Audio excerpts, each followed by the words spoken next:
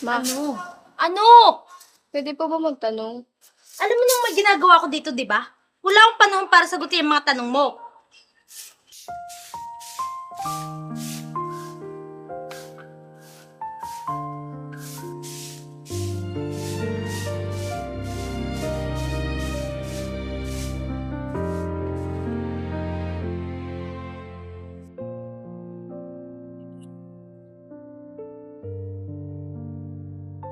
Sigurado ko bang ito na yung bahay ng kaibigan mo?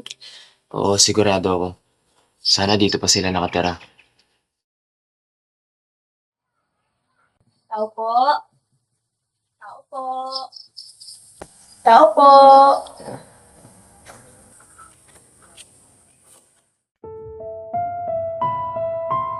Ano bang kailangan nila?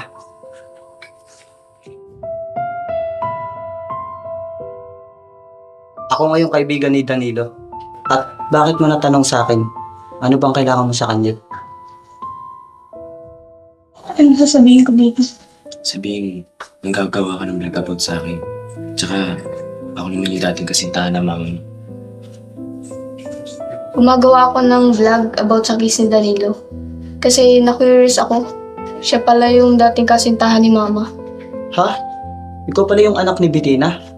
Kaya parang kamukhang-kamukha mo siya. Kung sa akin mo tatanungin si Danilo, walang nakakaalam kung paano siya nawala.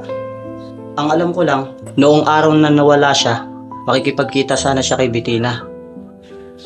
Sasabihin ko nga sana kay Danilo na pinex-marriage na si Bettina kay Alfredo.